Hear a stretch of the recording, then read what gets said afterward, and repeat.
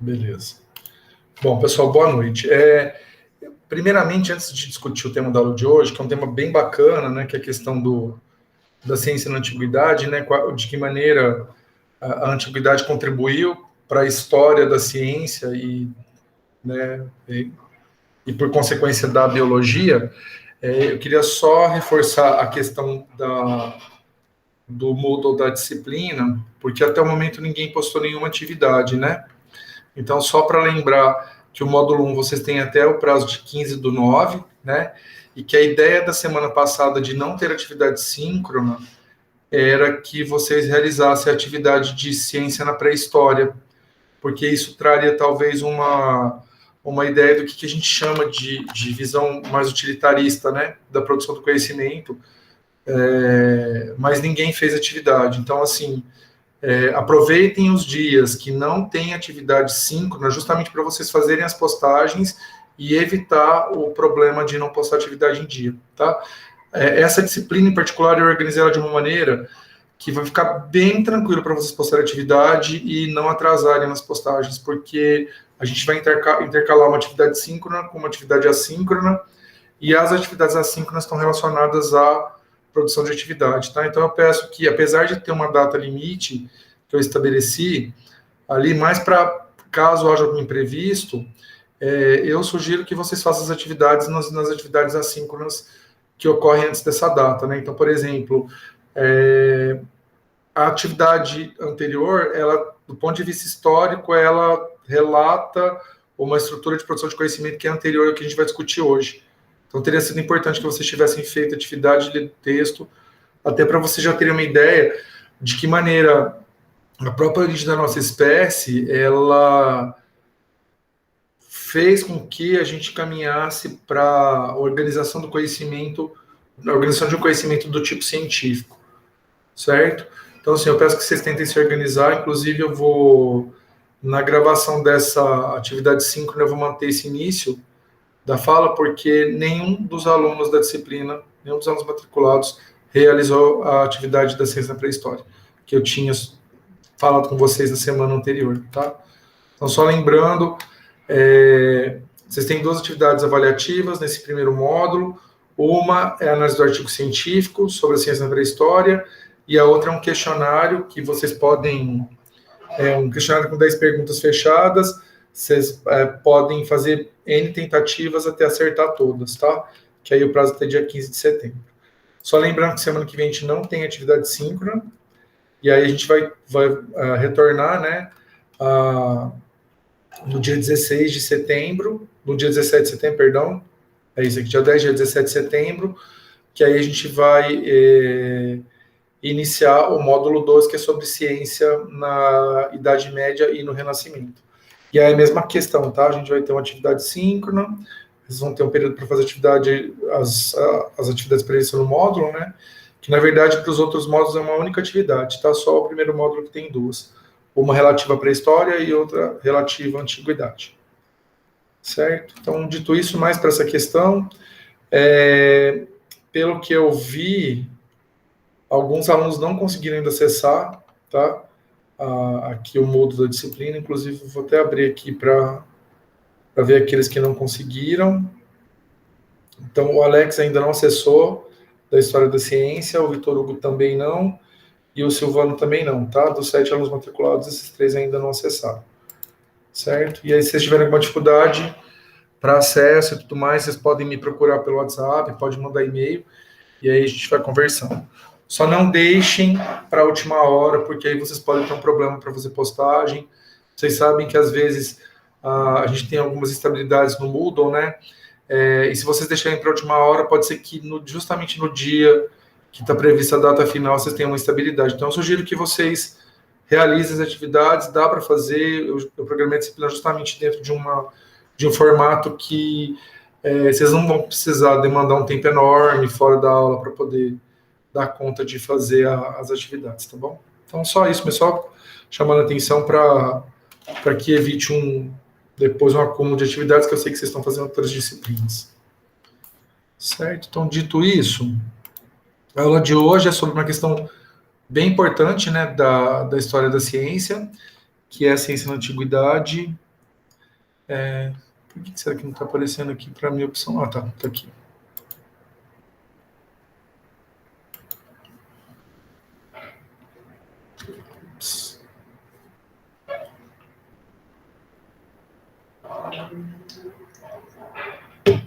Pessoal, meu áudio está saindo tranquilo? Sim. Porque parece que a minha internet está bem estável, viu? Não está cortando não, né? Por enquanto não cortou. Tá, não, beleza. Porque ela está bem estável. Até que tá demorando até para eu conseguir abrir a apresentação aqui.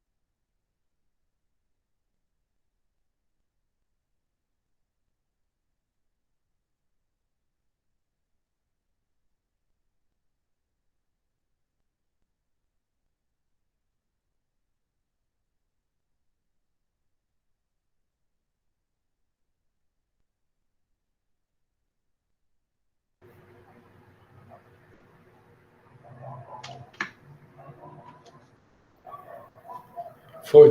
Pessoal, desculpem, tá esquisito. Eu caí, deixa eu tentar de novo, tá? Se eu não conseguir projetar, a gente bate um papo aqui sobre a ciência na antiguidade, não tem problema. Aí depois eu corto esse pedaço aqui para otimizar a gravação. Bom, tá aparecendo para vocês, né? O slide aí bonitinho? Sim. Bom, pessoal, eu queria só reforçar uma questão. Aqui na disciplina, eu não discuto a história da antiguidade, nem a história da medievalidade, nem a história da modernidade, tá? Eu vou discutir pontos importantes da história desses períodos históricos, desses momentos, né, da civilização humana, mas enfocando a questão das contribuições para a ciência, tá? Então aqui, por exemplo, a gente vai ver na aula de hoje que o foco da nossa discussão é em cima de 3 grandes civilizações, tá? Da antiguidade. A civilização da Mesopotâmia, a civilização do Egito e dos greco-romanos. Só essas civilizações contribuíram para a ciência, e somente nessas civilizações que tem algum tipo de produção de conhecimento que se aproxima do científico? Não, né? Existem conhecimentos produzidos no Oriente, por exemplo, na Arábia, na Índia, no Japão, na China, que também se aproximam dessa questão do conhecimento científico. Só que a minha ideia é fazer uma linha de raciocínio que vai culminar na modernidade e a proposição, né, durante a iluminação do arcabouço, né, do método científico, que, por sua vez, tem sua origem direta nos trabalhos de Bacon, de Francis Bacon, que é um pensador da Idade Média, que, por sua vez, bebe em fontes, né, que estão relacionadas principalmente a Aristóteles, que tem a ver com a civilização greco-romana, certo? Então, aqui na disciplina, uma abordagem possível seria discutir todas as questões da antiguidade, né, todas as civilizações, e discutir com vocês as contribuições delas. Só que eu acho que para a gente é mais interessante traçar dentro do multiverso, né, que é essa questão do conhecimento. Se a gente considerar cada civilização, né, e o seu percurso histórico como um universo à parte, então a gente tem vários multiversos, né, multiversos, da mesma forma que tem no MCU, né, no universo da Marvel. Então, vamos trabalhar na linha do multiverso, que tem a ver com a história da ciência, que vai culminar no que a gente chama de biologia hoje, certo? Então, por isso que essa foi a minha escolha. Aquele material bibliográfico que eu disponibilizei para vocês na biblioteca, da disciplina, o autor ele é muito bom, ele trabalha com bastante detalhes, várias outras civilizações além dessas três, tá? Que aí, se vocês tiverem curiosidade, vocês podem ler, é uma leitura bem agradável, o autor ele tem uma escrita fluida, sabe? Vale muito a pena. Mas aqui na disciplina eu vou focar basicamente aqui na antiguidade nessas três, e vocês vão perceber que eu vou fazer escolhas muito similares a essas para os outros períodos históricos que a gente vai ver aqui, certo? Então, esse período da antiguidade que a gente vai discutir hoje, ele compreende um período que vai de cerca de 5.000, né, anos antes de Cristo, até mais ou menos, aqui perdeu, porque a apresentação perdeu, mas até 200 antes de Cristo, tá?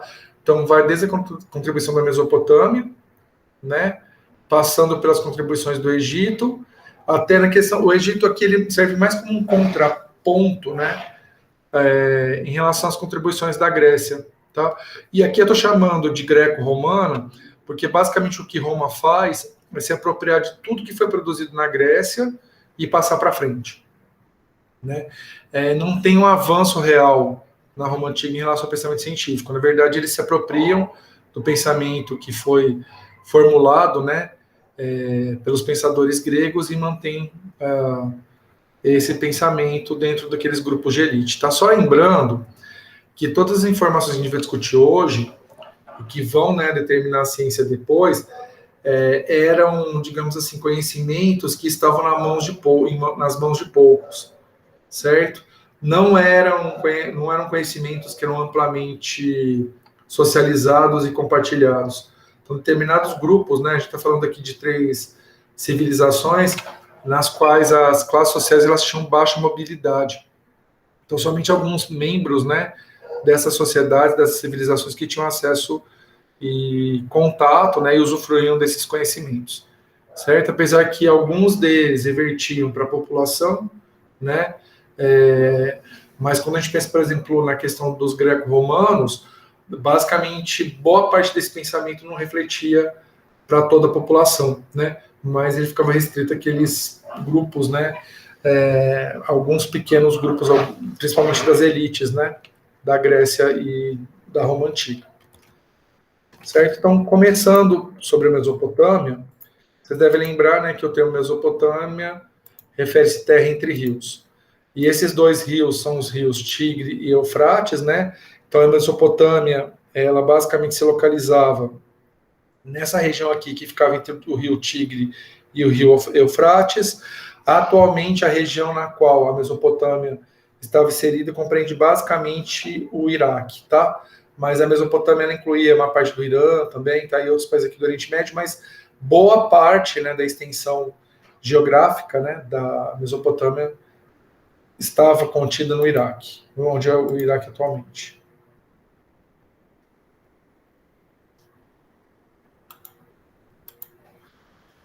Bom, e aí uma grande contribuição da Mesopotâmia foi justamente a questão da invenção da escrita, né? A escrita na Mesopotâmia não é uma escrita, não é a escrita que a gente utiliza hoje, mas ela traz consigo justamente a perspectiva da capacidade de registro, né? E a capacidade de registro ela é extremamente importante para a ciência. Por quê? Porque como a ciência, uma das formas, né, da ciência ela ser produzida é a partir de repetição de experimentos. Então, uma forma de você conseguir repetir um determinado experimento é que você tenha os passos, né, para a realização dele devidamente registrados, para que você possa depois conseguir, né, refazê-los. E a gente deve essa possibilidade justamente à invenção da escrita, e essa invenção é atribuída aos mesopotâmios, certo? A escrita da Mesopotâmia é uma escrita que ela basicamente está relacionada ao registro, né, de itens contáveis, né? Então está muito relacionada à contabilidade da produção, né, de alimentos, da população e tudo mais, mas também ela foi utilizada para a produção de um código de conduta, que é o Código de Hammurabi, certo? E aí, no caso, né, a escrita tem um papel importante, tanto para que haja comunicação, mas também para que a técnica seja desenvolvida, porque uma vez que há o registro de como uma determinada técnica é desenvolvida, se há uma necessidade de inovação naquela técnica, você pode ter a informação original mais fidedigna, né, do que simplesmente que essa informação seja transmitida via tradição oral, certo? Que é o que acontece com as civilizações anteriores, né? E os períodos pré-históricos. No caso, né, da Mesopotâmia, boa parte da produção do conhecimento, que a gente pode chamar de proto-científico, tem a ver com o caráter utilitarista, né? Então, por exemplo, a Mesopotâmia é conhecida pelas obras de irrigação, barragem e diques, né, que exigem uma técnica bem elaborada para que essas construções elas tenham a finalidade, né, e elas possam ser replicadas em outras regiões, só lembrando, né, que a Mesopotâmia é uma área que é irrigada, que tem questão dos rios, então é importante essa capacidade, né, de manipular os rios para que atenda, né, às cidades.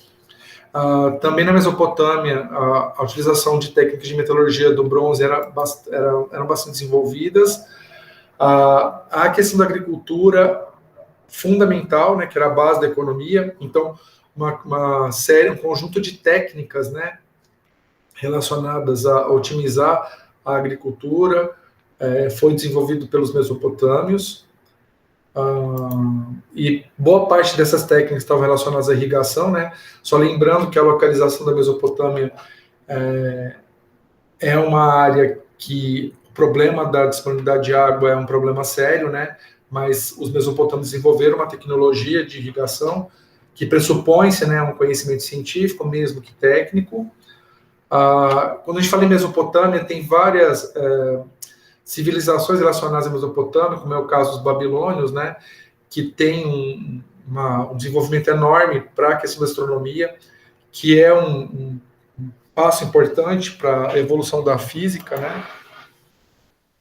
E justamente em virtude desse conhecimento de astronomia, os babilônios eles criaram um calendário, né, que era organizado em ano, meses, semanas, semanas em 7 dias, dia em 24 horas, as horas em 60 minutos e os minutos em 60 segundos, que de certa maneira é muito similar, né, à nossa forma de organização do tempo.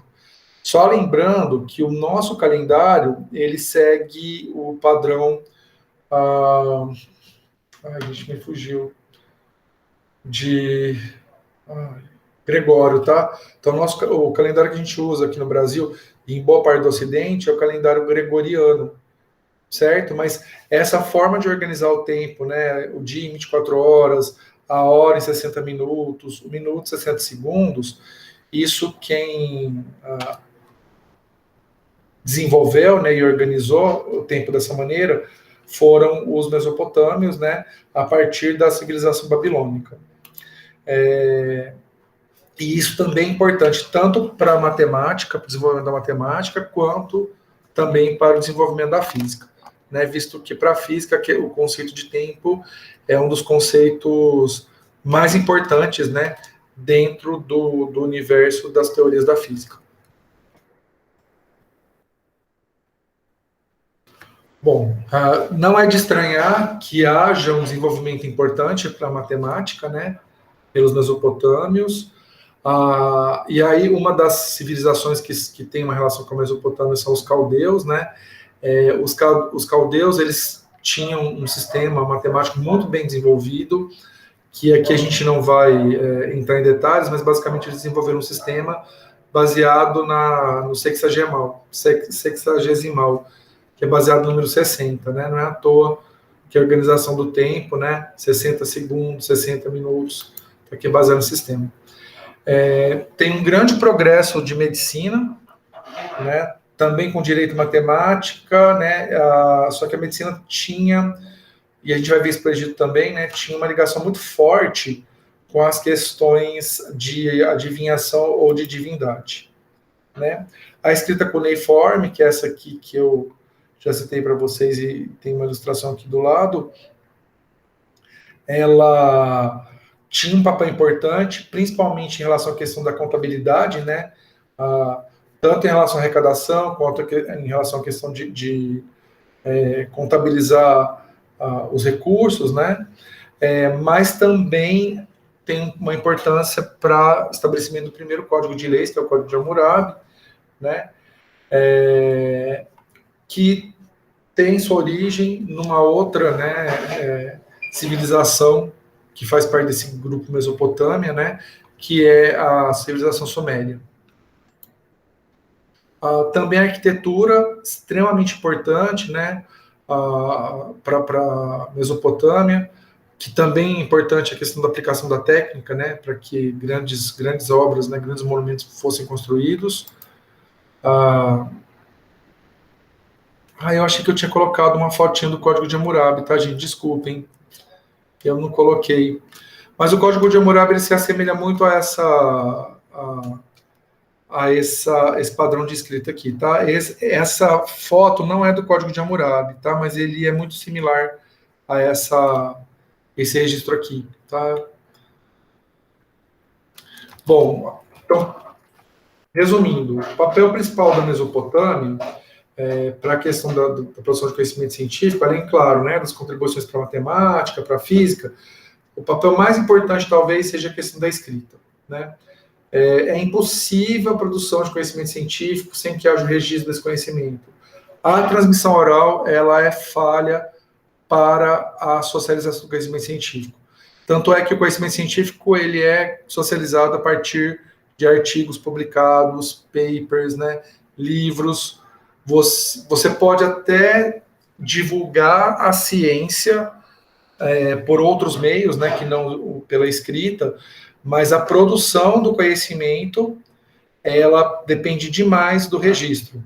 Tanto é que uma questão básica, quando você faz qualquer tipo de estudo em um laboratório ou estudo experimental, é que você tem um caderno de laboratório para que você faça os registros, né? Então, muito comum que haja... Deixa eu ver se eu tenho até um... Não tá... Aqui tem... Então, por exemplo, do meu pós-doutorado, né, que aí você coloca protocolo experimental, por exemplo,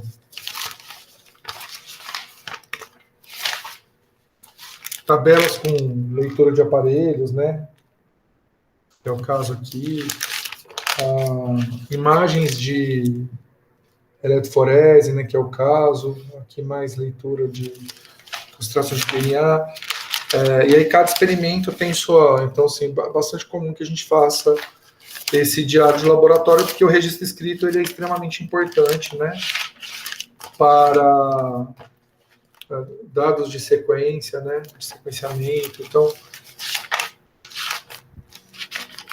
dados de amostra. Então, vejam que essa questão do registro de laboratório é extremamente importante para a produção do conhecimento científico, né? Então, esse passo da Suméria, né, que tem a ver com a população da Mesopotâmia, é importantíssimo para a evolução do que a gente vai chamar de ciência depois. Então, sem escrita, não haveria ciência. Então, a grande contribuição da Mesopotâmia para a história da ciência é a invenção da escrita. Passando para o Egito Antigo, né? O Egito Antigo, a área de ocorrência dele é um pouco menor da do Egito atual, porém, o Egito Antigo ele também estava relacionado a uma parte do Oriente Médio. O Egito atual ele compreende uma região até maior aqui, né? Perdão. Então tem o Mar Vermelho, o Mar Mediterrâneo, e o Egito ele fica aqui tem o Canal de Suez, né? O Egito ele fica um pouco mais para cá, né? E o Egito atual, essa parte que tem a faixa de Gaza e tudo mais, não compreende o Egito, tá? Atualmente, mas na antiguidade o Egito ele tinha essa distribuição principalmente em relação ao Nilo, né? Então boa parte das cidades que compunham o Egito elas estavam relacionadas a onde o Nilo ele corria, né? Por isso que há uma frase célebre, né, que diz que o Egito é uma dádiva do Nilo. De fato, as cidades todas, né, cidades importantes do Egito, elas foram edificadas ao longo do Nilo. Só lembrando, né, que é uma região de deserto onde o Egito se encontra, então é extremamente importante mesmo a existência, né, de um corpo de água que consiga, que permita que as populações se mantenham ali, que as civilizações se mantenham, certo? Bom, a pedra de Roseta tem uma importância grande, né, em relação à questão do registro. Os egípcios eles faziam muitos registros e os registros estavam relacionados a muitas coisas, principalmente a narrativas, né? No caso da pedra de Roseta, a inscrição em dois tipos de hieróglifos, né, que é o tipo de escrita dos egípcios, e também há registros em grego, tá?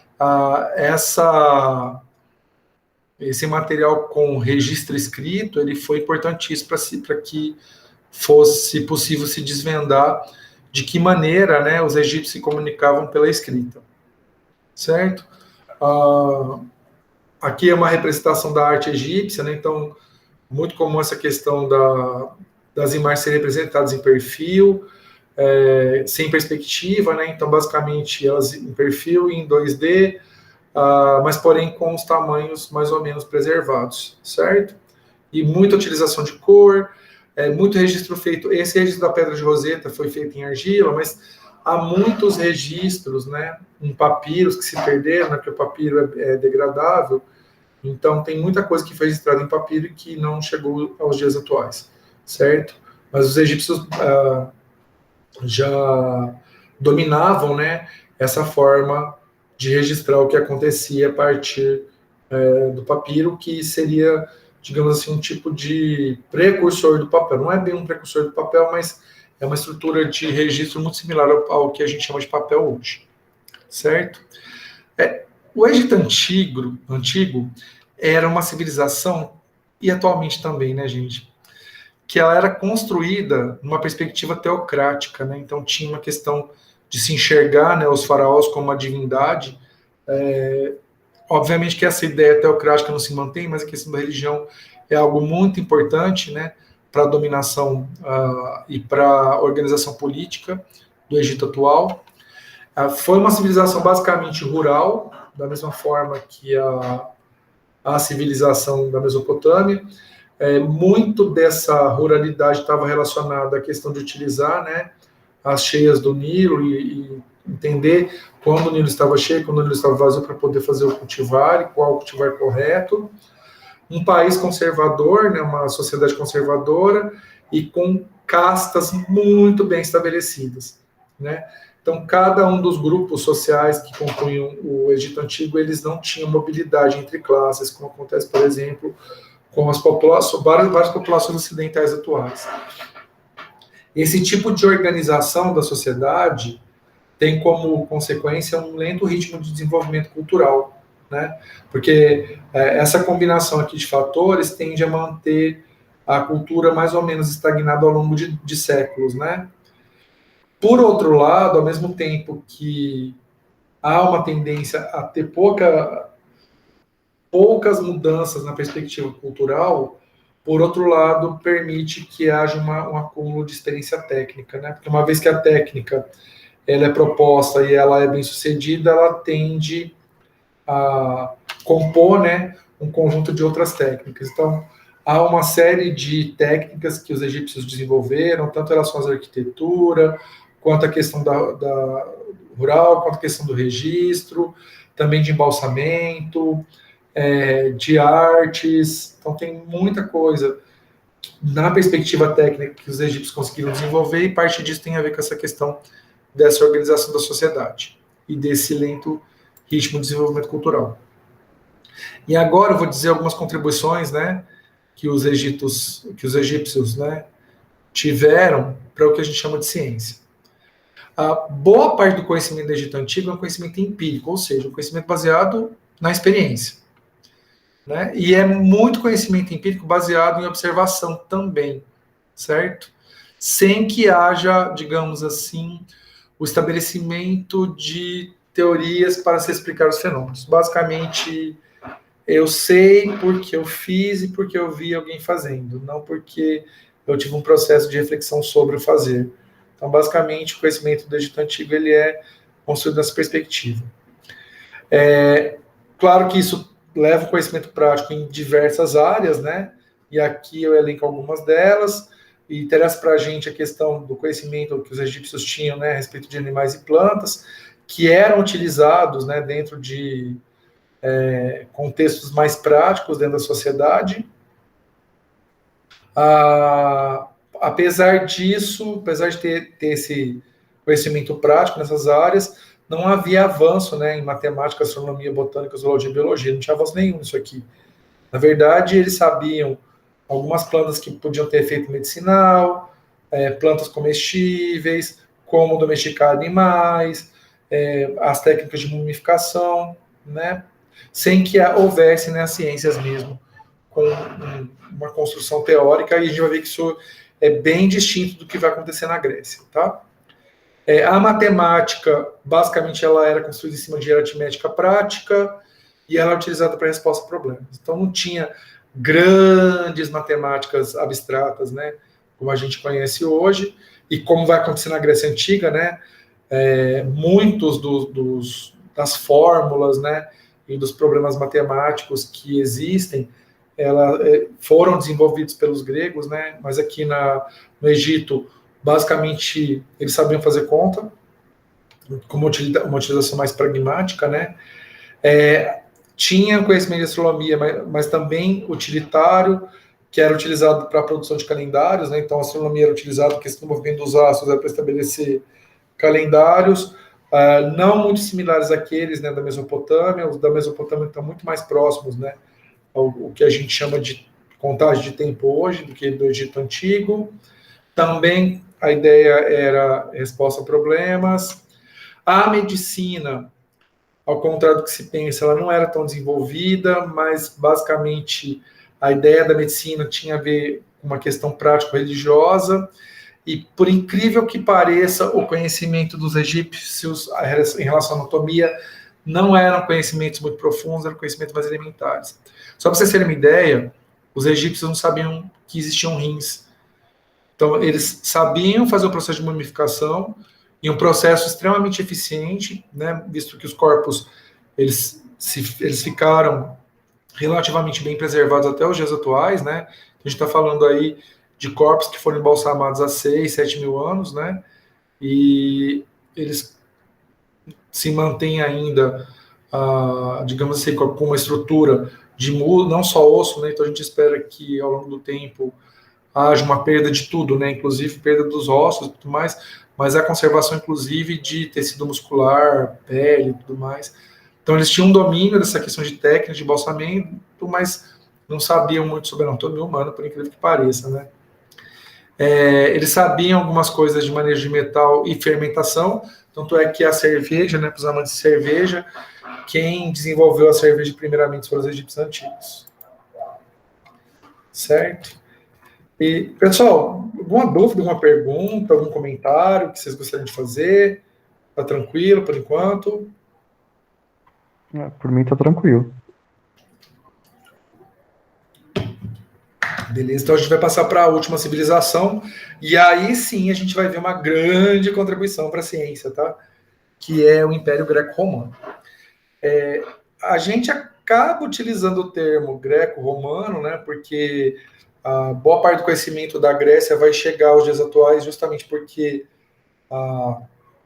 alguns imperadores romanos, eles tinham essa prática, né, de manter esses conhecimentos da Grécia Antiga e transmitirem para gerações futuras. Então, o conhecimento grego ele chegou aos dias atuais justamente porque um conjunto de imperadores romanos, né, principalmente Júlio César, permitiram, né, que permitiu esse conjunto de imperadores permitiu que esse conhecimento chegasse aos dias atuais, né?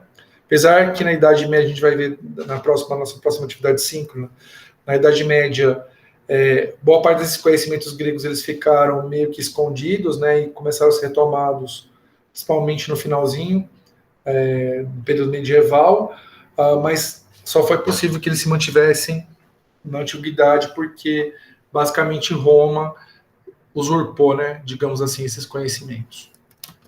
E aí, pessoal, só para vocês terem uma ideia, aqui é a distribuição do Império Grego, né?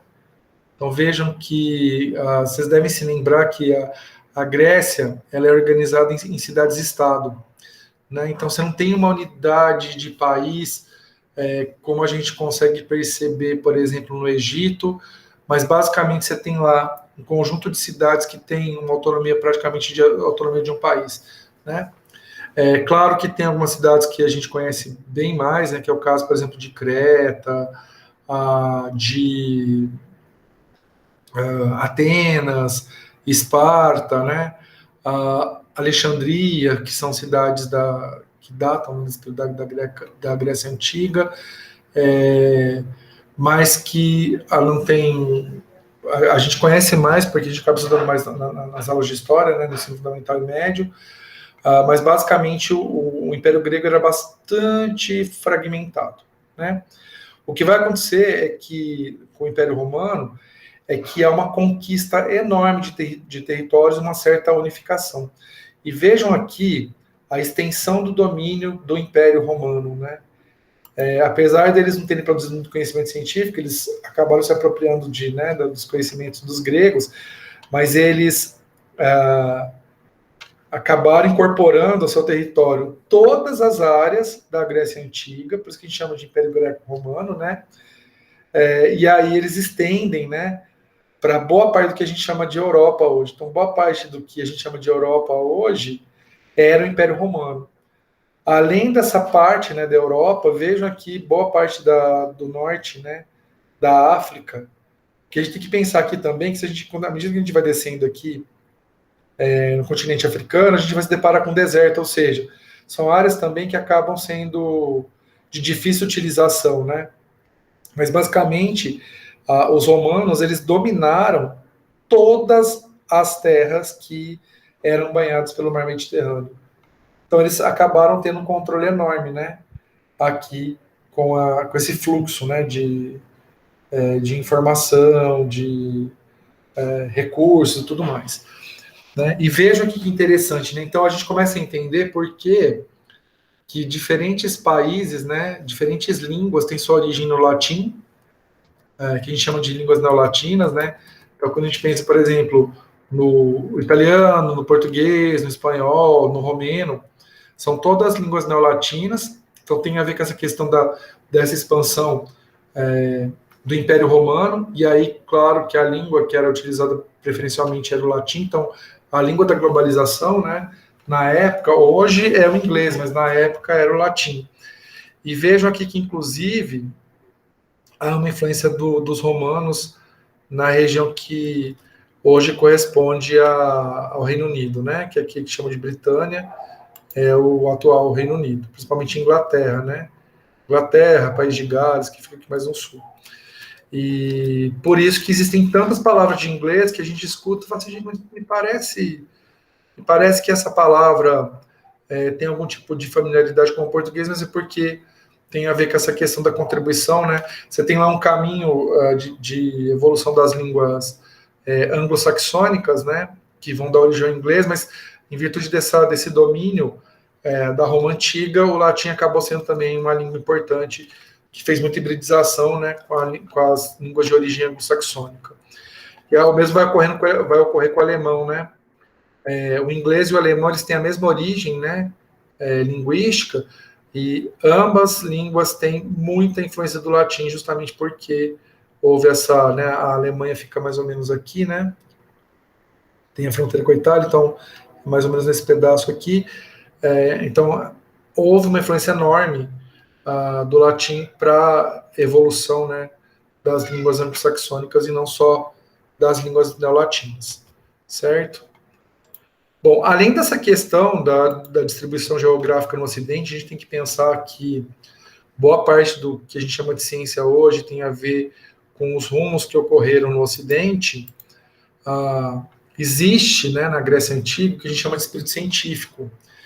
E aí, esse espírito científico, que é o termo que os filósofos, né, gregos utilizam, é um passo extremamente importante para o advento da ciência abstrata, né, que tem uma relação enorme com a filosofia.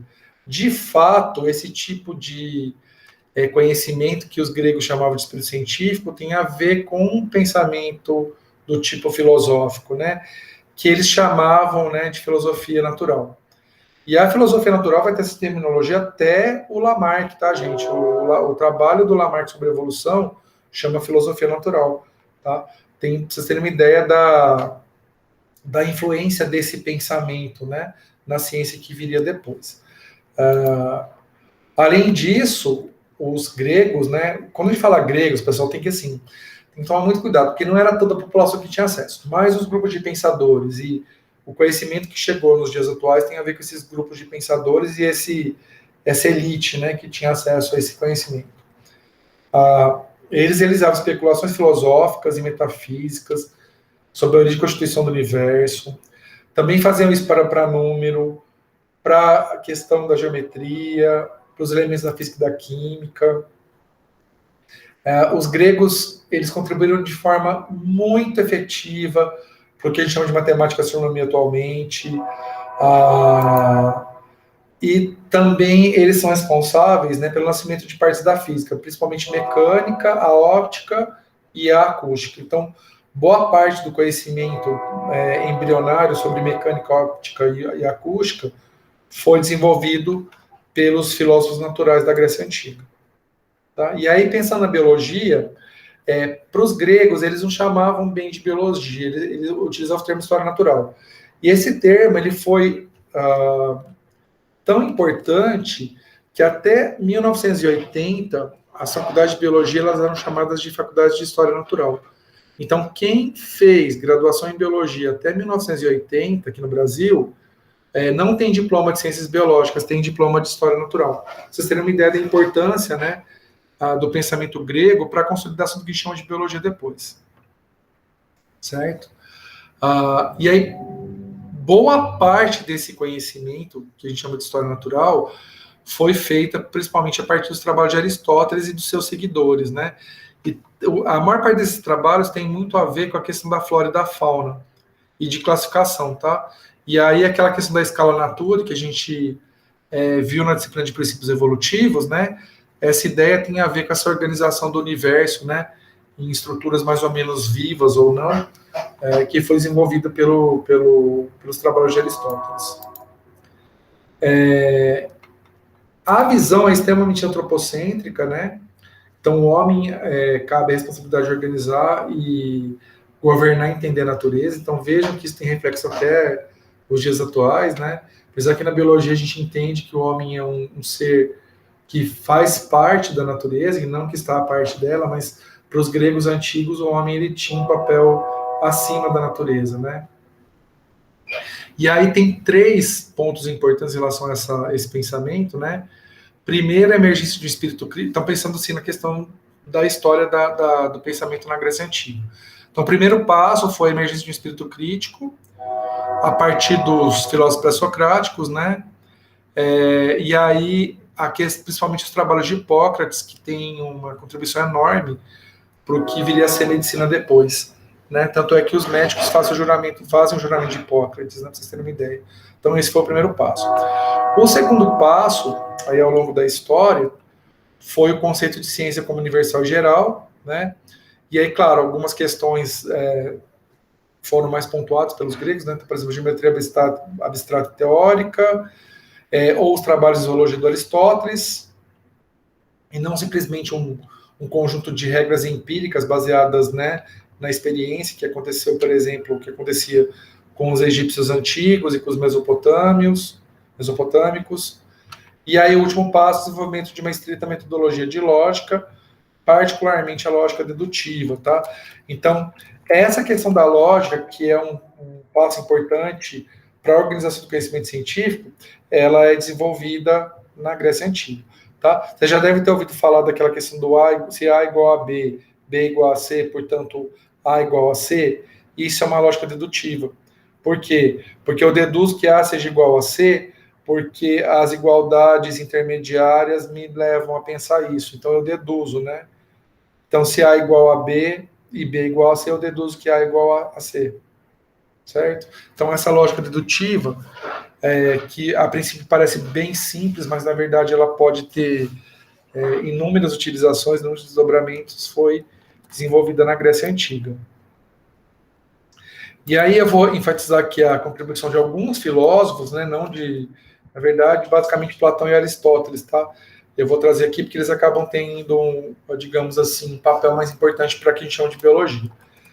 O Platão, ele admitia que a filosofia natural ela era inferior à filosofia moral e que a ciência cabia investigar e entender as ideias e não tentar compreender o mundo real, certo? Então vejam que tem uma contribuição interessante que Platão traz essa perspectiva da teoria, né? Mesmo que ele menospreze a questão da filosofia natural. Ele dizia que a física ela deveria se preocupar com a origem e a formação do mundo e que os elementos, né, fogo, terra, água e ar, seriam responsáveis pela diversidade da vida, né? E ele tinha ojeriza pela ciência experimental, que vai ser algo super importante depois para a fundamentação do que a gente chama de ciência moderna. Por outro lado, Aristóteles ele era um defensor da filosofia natural, né? O pensamento dele tem contribuições para a física, matemática, biologia, astronomia, botânica, zoologia, psicologia, política, lógica, ética. E ele trabalhava muito com o sistema dedutivo de argumentação, que é o silogismo. Que é isso que eu falei, se A é igual a B, B é igual a C, portanto A é igual a C. Então ele trabalhava muito com essa questão, né? Então se isso é igual a... Então, por exemplo, se animais têm movimento e um gato se movimenta, portanto o gato é um animal. Entende? Então ele usava esse tipo de raciocínio, né? Para classificar os organismos. Por isso que ele colocou alguns organismos tipo poríferos, né? Alguns sedenterados, como se fossem plantas, né? E não animais, porque eles não se movimentavam. Então ele usava esse tipo de raciocínio silogístico, né? E aí por isso que tem algumas coisas que são, na nossa perspectiva atual, incoerentes, tá? Mas a gente tem que pensar aqui na perspectiva dele fazer sentido, porque ele criava essa, digamos assim, esse artefato da lógica dedutiva, né? Que dependendo da premissa que você estabeleça como mais importante, você pode criar aí uma falácia, né? Além disso, ele reafirmou o valor do conhecimento empírico, diferente do Platão, né? Principalmente na classificação de animais. Ele tem contribuições para o trabalho com embriologia, então essa questão do desenvolvimento em ovo, ele foi um dos primeiros a acompanhar etapa por etapa, entender como que forma, né, um embriãozinho dentro de um ovo. Tem muitas contribuições para anatomia, zoologia, botânica. Ele é considerado, né, o pai da biologia, o pai da zoologia. Ele foi o primeiro a admitir que fósseis eram um processo de petrificação de animais e plantas, e dando a entender que eram animais e plantas que não existiam mais. Porém, ele defendia que existia tipo uma energia vital que tornava as coisas vivas, né? Então ele foi um dos defensores do essencialismo. Mas assim, as contribuições, principalmente para a classificação biológica, elas tiveram uma repercussão extremamente grande para a biologia, principalmente para os trabalhos do Linneu posteriormente, né? Então, boa parte do que o Linneu fez foi uma adequação da proposição do Aristóteles. Então, o Aristóteles tem um papel importante na biologia, porque ele traz o sistema de classificação que vai ser aprimorado pelo Linneu depois, né, posteriormente, em virtude do avanço do conhecimento de biologia. Mas a questão da classificação também ela vai ter um desenvolvimento. Anatomia e fisiologia, pela primeira vez, recebem uma atenção especial, né? E aí tem uma preocupação em entender a fisiologia, né, complexidade do corpo, função de seus vários órgãos. Os gregos, eles conheciam bastante anatomia, diferente do que acontecia com os egípcios, né? E o Aristóteles, ele tem N denominações, né? Então ele é considerado fundador da sistemática zoológica, fundador da anatomia comparada, o pai da biologia, o pioneiro da história natural e o fundador de ensino de ciências naturais, porque também ele se preocupava em produzir seguidores, né? Ele também fez estudos, né, de fenômenos fisiológicos, como locomoção, nutrição, percepção e reprodução, que isso ajudava a superar o enfoque fantasioso supersticioso, né, que se tinha. Então, há uma, digamos assim, uma racionalidade em relação a esses fenômenos biológicos. Também há uma, digamos assim, um cuidado e um critério para classificar e ordenar os conhecimentos de fenômenos biológicos. Também na Grécia Antiga, né, quer dizer que estou falando do Aristóteles, também tem a questão dos seguidores dele, que vão continuar esses estudos, principalmente na área de biologia. E o primeiro museu de história natural que se tem conhecimento é da Grécia Antiga, né, que tinha descritos, classificados e expostos muitos organismos, né, do reino, tanto do reino animal quanto do reino vegetal, que eram os dois grupos, né, principais que o Aristóteles defendia. E aí tem uma frase extremamente importante do Mayr, né? O Mayr, a gente acaba falando muitas vezes dele na disciplina de princípios evolutivos, e o Mayr diz o seguinte, né, num livro dele, numa obra dele de 89, que ninguém antes de Darwin contribuiu mais para a nossa compreensão do mundo vivo que Aristóteles. Quase todos os capítulos da história da biologia devem começar por Aristóteles. Então não tem como a gente falar sobre a história da biologia e não falar sobre Aristóteles, né? E aí as contribuições, né, para a biologia tem a ver com homologia estrutural, analogia funcional. Para quem já fez evolução aqui, né, o caso do Ítalo já fez, quando a gente fala da geração espontânea, inclusive a aula de hoje da evolução sobre a origem da vida, né? Então aquela ideia da geração espontânea, que a gente sabe que é uma ideia equivocada sobre a origem dos organismos, foi proposta pelo Aristóteles. Aquela ideia, né, que nasce, cresce, reproduz e morre, tem a ver também com os desdobramentos da filosofia de Aristóteles e dos seus seguidores. Ele estabeleceu uma escala na natureza, que a gente sabe que tem uma série de equívocos, né, que a gente estuda na disciplina de princípios evolutivos, mas que foi uma contribuição para um olhar diferente, pelo menos a uma sistematização do que é vivo. E um seguidor dele foi extremamente importante para o conhecimento de botânica, que é o Theophrastus, né?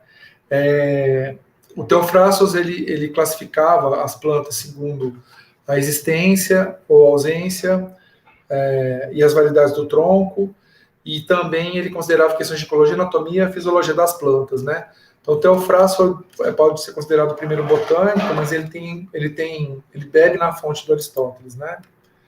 E aí, pessoal, tem aqui uma tabela, que esses slides estão disponíveis ali, que tem vários pensadores, né, da Grécia Antiga e de que maneira eles contribuíram, né, para o conhecimento científico.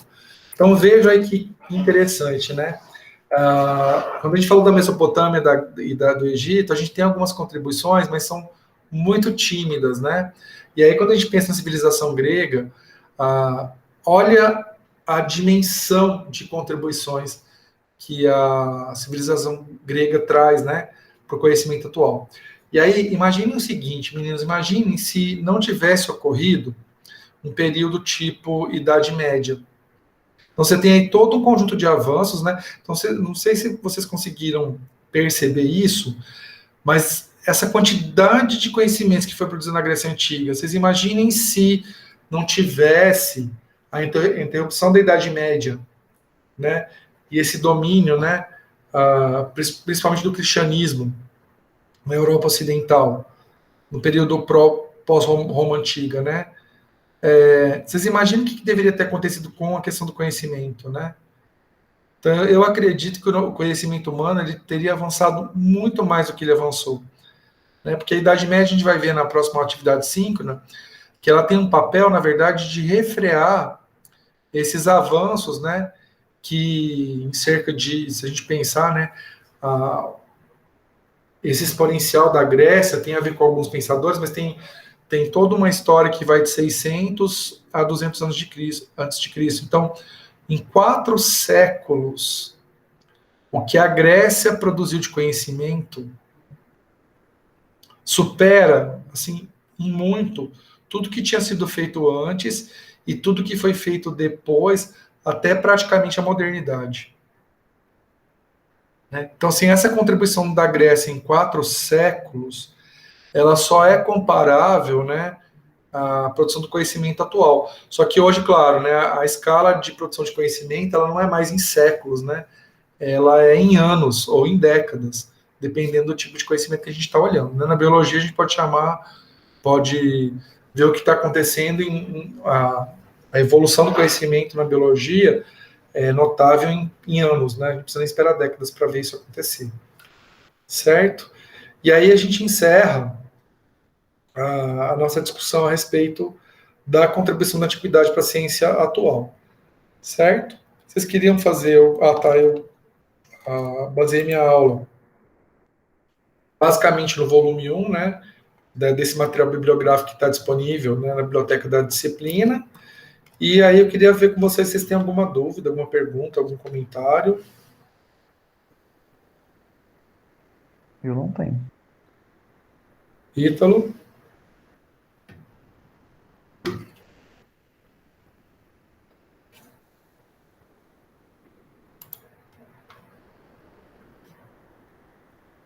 Beleza. Bom, pessoal, então semana que vem não tem atividade síncrona, tá? Vai ser uma atividade... Deixa eu parar a gravação.